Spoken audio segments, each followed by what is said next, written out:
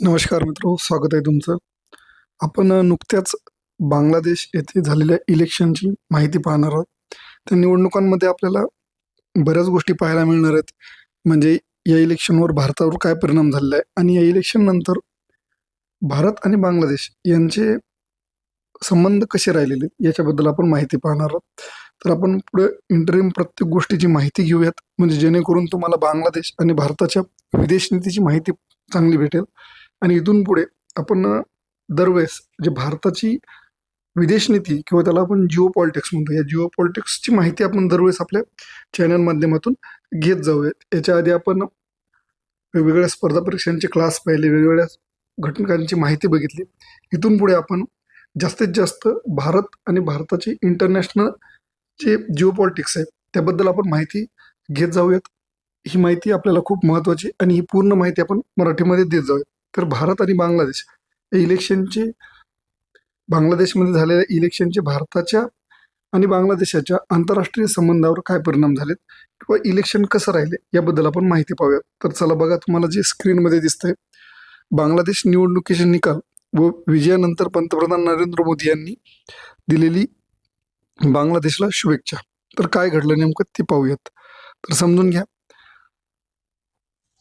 12 February 2026 रोजी बांगलादेशने आपल्या आधुनिक इतिहासातील सर्वात महत्त्वपूर्ण निवडणुकीपैकी एक पार पडली. 2024 मधील मोठ्या जन आंदोलनानंतर, म्हणजे 2024 मध्ये जे तिथे विद्यार्थ्यांनी एक चळवळ चालवली आणि त्या चळवळीनंतर तिथे धार्मिक उन्माद जो माजला, त्यानंतर जे काही परिस्थिती होती भारताची आणि बांगलादेशची ती काही चांगली नव्हती. त्यानुसार असं ठरलं होतं की बांगलादेशमध्ये आता लोकशाही ही काही उरलेली नाही. पण तसं न होता कुठेतरी गोष्ट विरुद्ध होऊन तारिक रहमान नावाचे जे व्यक्ती आहेत त्यांनी BNP पार्टी, जे जिया रहमान यांचे मुलगा आहे, यांनी त्या निवडणुकीमध्ये विजय मिळवला. तो कसं मिळवला, काय मिळवला, आपण तो बघूयात. 2024 मधील जन आंदोलनानंतर पहिली राष्ट्रीय निवडणूक, म्हणजे त्या आंदोलनानंतर राष्ट्रीय निवडणूक झाली. अनेक वर्षाच्या अस्थिरतेनंतर नंतर तिथे एक लोकशाहीनुसार सत्ता स्थापन झाली. संसदीय निवडणुकीत घटनात्मक मतसंग्रह यानुसार संयुक्त उपक्रम. त्याचबरोबर तुम्ही बघू शकता, निवडणुकीत जातीय संसद, म्हणजे जे आपण राष्ट्रीय संसद, म्हणजे भारताची जी आपण संसद म्हणतो, पार्लमेंट म्हणतो, तसं तिथं जातीय संसद, राष्ट्रीय संसद त्याला शब्द आहे. तिथील 300 जागांसाठी मतदान. जसं की भारतामध्ये आपल्याला 545 जागांसाठी मतदान मिळतं, तसं तिथे 300 जागांसाठी मतदान केलं जातं. आणि या अस्थिरतेनंतर तिथं लोकशाही टिकून ठेवणं हे खूप महत्वाचं होतं. 127 दशलक्ष म्हणजे 12.7 कोटीहून अधिक पात्र मतदारांनी तिथे मतदान केलं. म्हणजे जसं की भारतामध्ये आपण जवळपास बघतो की 100 कोटी जवळपास लोक मतदान करतात. थोडं कमी जास्त आकडा असू शकतो, आपण तो बघूयात नंतर. कार्यकाळ, आपण बांगलादेशाची निवडणूक प्रक्रिया समजून घेऊयात. कार्यकाळ 5 वर्षाची पद्धती, जशी की भारतामध्ये असती 5 वर्षाची पद्धती, थेट 300 जागेसाठी निकाल दिला गेला आणि 50 जागा तिथं आरक्षित आहेत. म्हणजे आता समजा, लक्ष घ्या, भारतामध्ये या 545 जागा आहेत, त्या 545 जागेपैकी काही जागा ह्या SC साठी राखीव आहेत आणि काही जागा ह्या ST साठी जागो आहेत. जसं महाराष्ट्रात लोकसभेच्या 48 जागा आहेत. त्यापैकी तुम्ही जर बघितलं तर 5 जागा ह्या SC साठी राखीव आहेत आणि 4 जागा ह्या ST साठी राखीव आहेत. तशाच प्रकारे बांगलादेशमध्ये ज्या 300 जागा आहेत लोकसभेच्या, आपण लोकसभेच्या म्हणू शकतो, किंवा तिथल्या जातीय संसदेच्या किंवा राष्ट्रीय संसदेच्या, त्यापैकी 50 जागा या महिलांसाठी राखीव आहेत. पहिली निवडणूक तिथे पार पडली होती 7 मार्च 1993. त्यात शेख मुजीबुर रहमान यांची तिथे निवड झाली होती. ते पहिले पंतप्रधान होते बांगलादेशचे राष्ट्रीय अध्यक्ष. त्यानंतर शेवटची निवडणूक म्हणजे 12 फेब्रुवारी 2026 रोजी पार पडली. पुढे बघूत, निवडणूक निकाल काय लागला. BNP, बांगलादेश नॅशनलिस्ट पार्टी, हिने संसदेत बहुमतानुसार विजय मिळवला. 212 त्यांच्या सीट निवडून आल्या. BNP पार्टीचं नाव. आणि तारिक रहमान हे 2/3 मतानुसार तिथे निवडून आले. किती? 2/3 मतदानानुसार ते निवडून आले. 212 सुमारे जागा त्यांनी निवडून आणल्या. 212 जागा त्यांनी निवडून आणल्या. आणि पुढे लक्ष ठेवू शकता तुम्ही, सत्ता स्थापनेसाठी त्यांना 151 जागा आणि स्पष्ट ठोस बहुमत दिलं, कारण 151 जागा तुम्हाला पूर्ण बहुमत पाहिजे असते, पण त्यांनी 212 जिंकल्या, म्हणजे त्यांचं पूर्ण बहुमत आहे. सुमारे 20 वर्षानंतर BNP पुन्हा सत्तेत आलेली आहे दीर्घकाळ. म्हणजे तिथं 2 पार्ट्यांची रायव्हलरी होती, एक जिया रहमान आणि दुसरी ती म्हणजे शेख हसीना, ज्या की सध्या भारतामध्ये स्थायी आहेत. त्यांनी भारतामध्ये आश्रय घेतलेला आहे. तिथं जे 2024ला विद्यार्थ्यांचं आंदोलन झालं त्यांच्या विरोधात खूप मोठा रोष होता. आणि त्याचनंतर BNPला जवळपास 11 पार्ट्यांची आघाडी मिळालेली आहे. जसं की भारतामध्ये जी BJPची सत्ता आहे, BJPच्या सत्तेसोबत शिवसेना, राष्ट्रवादी किंवा चंद्रबाबू नायडू ह्या अशा बऱ्याचशा पार्ट्या त्यांच्यासोबत आहे. अटल बिहारी म्हणतो आपलं, नितीश कुमार, याच्या बऱ्याचशा त्यांच्या छोट्या छोट्या पार्ट्या त्यांच्यासोबत अलायन्स आहे. तसंच BNP सोबत दुसऱ्या व्यापक 11 पार्ट्या त्यांच्यासोबत आघाडी केलेली आहे. आणि ज्यांचे नेतृत्व जमाती इस्लामीकडे होते, आता देशातील मुख्य विरोधी पक्ष म्हणून उदयास येत आहे. म्हणजे लक्ष घ्या, तिथे BNP म्हणजे बांगलादेश नॅशनलिस्ट पार्टी आणि आवामी लीग ही शेख हसीनाची पार्टी होती. त्या पार्टीला यावेळेस इलेक्शन लढवण्यास बंदी होती, त्यांच्यावर बंदी टाकली होती. म्हणजे या इलेक्शनमध्ये त्यांचा कोणताही पार्ट नव्हता. आणि पहिली पार्टी निवडून आली, म्हणजे जी सगळ्यात मोठी पार्टी निवडून आली ती झाली BNP, बांगलादेश नॅशनलिस्ट पार्टी.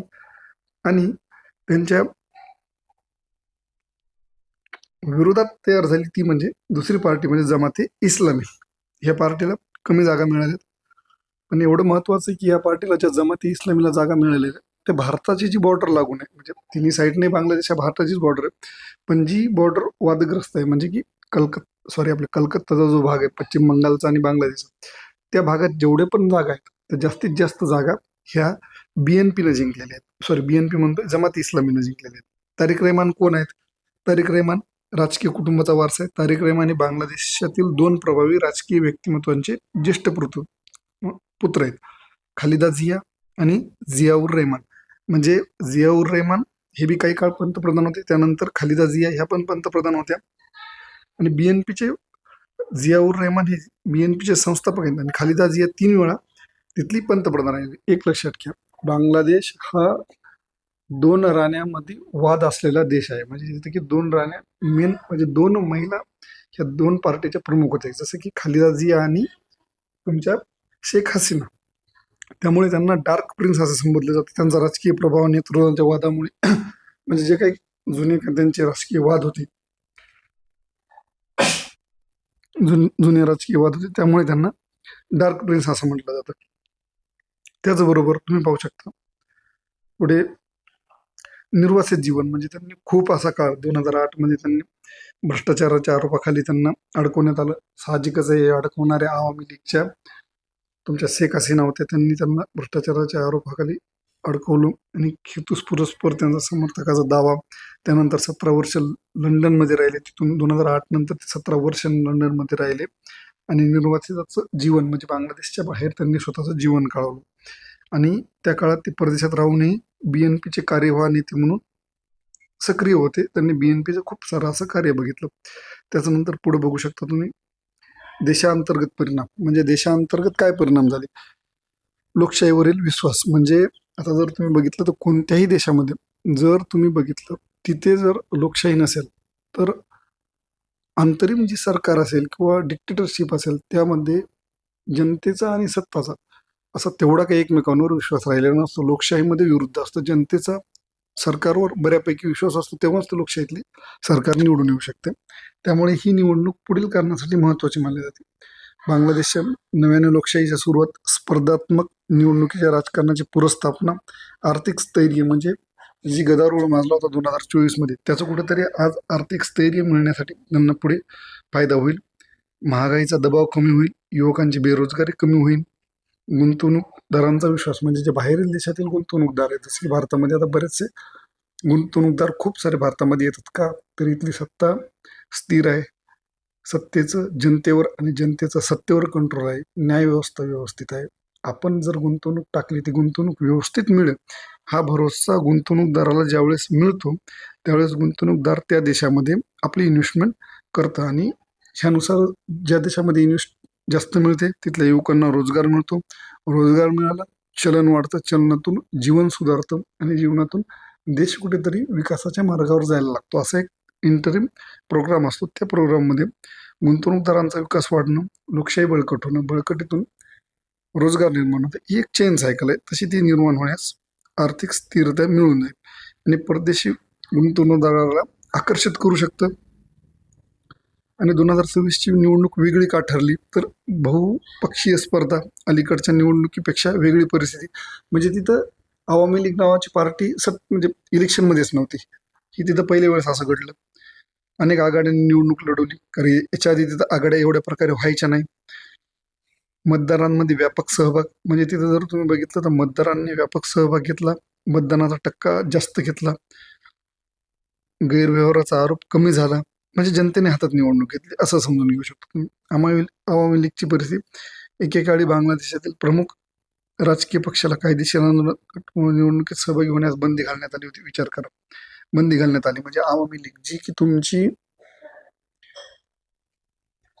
एक आवामी लीग महत्वाची पार्टी आहे तिथे. म्हणजे जसं भारताचं जर उदाहरण घेतलं की काँग्रेस आणि बीजेपी, तर समजा असं समजा की तुम्ही बीजेपीला किंवा काँग्रेसला आपण इलेक्शनच लढवायला नाही टाकलं, काय इलेक्शन होणार नाही. म्हणजे समोरची पार्टीच कोणी उभी नाही तर तिथे इलेक्शन काय होणार, अशी परिस्थिती निवडणूक झाली होती. त्यामुळे निवडणुकीचे समीकरण मोठ्या प्रमाणात बदलले आणि बीएनपी प्रमुख शक्ती म्हणून उदयास आली. आवामी लीग स्पर्धेतच नव्हती, त्यामुळे बीएनपीला साथ मिळाली. पुनरागमन आणि नेतृत्वाकडे वाटचाल. तारिक रहमान 25 डिसेंबर 2025 रोजी बांगलादेशला परतले. दीर्घ अनुपस्थितीचा शेवट झाला. 17 वर्षानंतर ते देशात आले. विमानतळाने हजारो लोकांनी त्यांचं स्वागत केलं. त्यानंतर लवकरच त्यांच्या मातोश्रीचे निधन झाले. जानेवारी 2026 मध्ये ते बीएनपीचे अध्यक्ष बनले. या निवडणुकीत जवळपास 2 दशकानंतर त्यांनी प्रथमच बांगलादेशच्या भूमीवर उघडपणे राजकारणात सहभाग घेतला आणि संधीचा पूर्ण फायदा घेतला. आणि एक लक्षात ठेवा, त्यांनी भारताला निवडून आल्यानंतर सर्वात पहिले भारतासोबत आम्ही संबंध चांगले करू, भारतासोबत ट्रेड चांगला करू. म्हणजे भारत आणि बांगलादेश यांचा व्यापार आम्ही चांगला करू असं त्यांनी स्टेटमेंट दिलं आणि ती संबंध इथून पुढे सुधारत राहतील. तर तुम्हाला ही माहिती कशी वाटली कमेंटमध्ये कळवा. आणि अजून कोणत्या विषयावर, कोणत्या देशासोबतच्या रिलेशनमध्ये आपल्याला माहिती बघायची ती मला कमेंटमध्ये सांगा. इथून पुढे मी बऱ्याच गोष्टीच्या माहिती तुमच्यापर्यंत आणणार आहे. तोपर्यंत तुर्तास धन्यवाद. जय हिंद.